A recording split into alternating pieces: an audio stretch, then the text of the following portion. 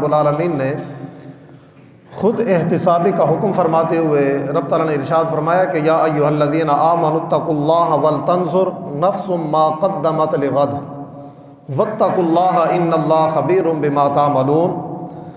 فرمایا کہ اے ایمان والو تم اللہ رب العالمین سے ڈرو، ولتنظر نفس ما قدمت لغد، فرمایا کہ اور تم غور کرو کہ تم نے اپنے کل کے لیے کیا بھیجا ہے، یعنی کہ کل قیامت کے دن کے لیے تم نے کیا کچھ تیار کر رکھا ہے۔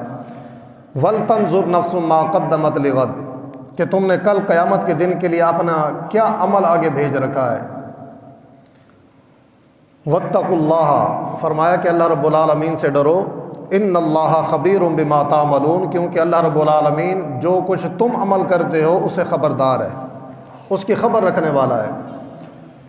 تم جو کوئی بھی عمل کرو اللہ رب العالمین اس سے بے خبر نہیں ہے، اس سے غافل نہیں ہے۔ اللہ رب العالمین ہمارے ہر عمل کی خبر رکھنے والا ہے، چاہے ہم کوئی عمل وہ تنہائی کے اندر کریں، رات کی تاریکی کے اندر کریں، کسی مجمع کے اندر کریں، یا کسی جو ہے نا وہ جنگل کے اندر جا کر کریں۔ فرمایا کہ اللہ رب العالمین کی ذات وہ ہے کہ جو ہمارے ہر عمل کی خبر رکھنے والی ہے۔ اور حضور آقا دو جہاں صلی اللہ علیہ وآلہ وسلم نے ارشاد فرمایا کہ الکیس من دان نفسہ وعمل لما بعد الموت والعاجز من اتبع نفسہ ہواها وتمنى علی اللہ۔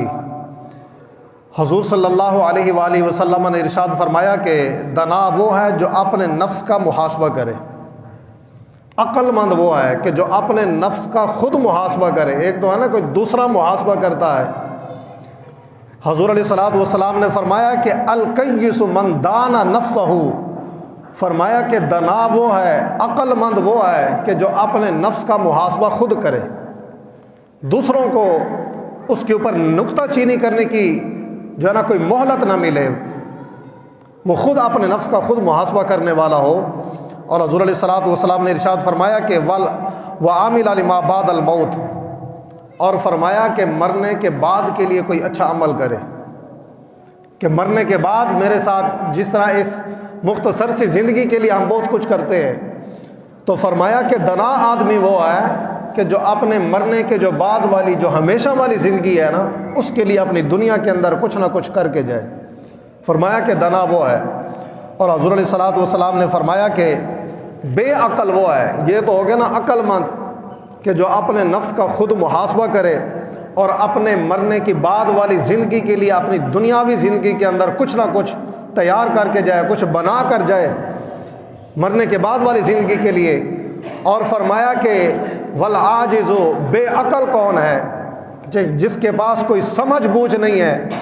فرمایا کہ بے عقل وہ ہے، عقل سے خالی وہ ہے، عقل سے عاری وہ انسان ہے کہ جو اپنے خواہشات کے پیچھے چلے، اپنے نفسانی خواہشات کو پورا کرنے کے پیچھے دوڑتا رہے۔ اور فرمایا کہ وتمنى علی اللہ، اور اللہ رب العالمین سے انعام و اکرام کی امید لگانے والا ہو۔ کام سارے کرے اللہ رسول کی نافرمانیوں والے، نماز ایک نہ پڑھے، صدقہ خیرات بالکل نہ کرے، روزہ بالکل نہ رکھے، سچائی بالکل نہ کرے، سود نہ چھوڑے، جھوٹ نہ چھوڑے، رشوت نہ چھوڑے، ملاوٹ نہ چھوڑے، سارے دنیا کے 2 نمبر کام کرتا ہوا نہ تھکے، اور اللہ رب العالمین کی بارگاہ سے امید لگائے کہ اللہ بخشنے والا ہے۔ وتمنى علی اللہ، اور اللہ تعالیٰ کی بارگاہ میں یہ امید لگائے بیٹھا ہو کہ میں جو کچھ مرضی کر لوں اللہ تعالیٰ بخشنے والا ہے۔ اللہ تعالیٰ بھی بخشنے والا ہے، اس کے اندر کوئی شک نہیں ہے، لیکن جو تم دنیا کے اندر جو کرتوت کر کے جاؤ گے، جو اعمال کر کے جاؤ گے، اس کا محاسبہ بھی ہونا ہے۔ اگر دنیا کے اندر اعمال اچھے کر کے جاؤ تو پھر اللہ رب العالمین سے بخشش کی امید کرو کہ اللہ رب العالمین ہمیں ان اعمال کا صلہ عطا فرمائے گا، اس کا انعام عطا فرمائے گا۔ اگر دنیا کے اندر کام کوئی اچھا نہ کریں، پھر امید لگائے بیٹھے رہیں کہ جناب اللہ رب العالمین ہماری بخشش فرما دے گا، تو یہ کیسے ہو سکتا ہے؟ بندہ سارا دن گھر میں بیٹھا رہے کہ روزی کمانے کے لیے باہر نہ نکلے، اور جو ہے نا وہ کہے کہ جب روٹی کا ٹائم آئے گا تو روٹی میری گھر پہنچ جائے گی، تو یہ کیسے ہو سکتا ہے؟ تو رزق دینے والی ذات تو اللہ تعالیٰ کی ہے، اب وہ کہے کہ رزق تو مجھے اللہ تعالیٰ دیتا ہے، پھر کمانے کے لیے کیوں جاتے ہو، گھر میں بیٹھے رہو، اللہ تعالیٰ رزق گھر پہنچائے گا پھر۔ تو اس کے لیے کوئی ہیلا وسیلہ خود کرنا پڑتا ہے۔ دینے والی ذات اللہ تعالیٰ کی ہے، اس میں کوئی شک نہیں، لیکن اس کے لیے کچھ نہ کچھ حرکت کرنی پڑتی ہے۔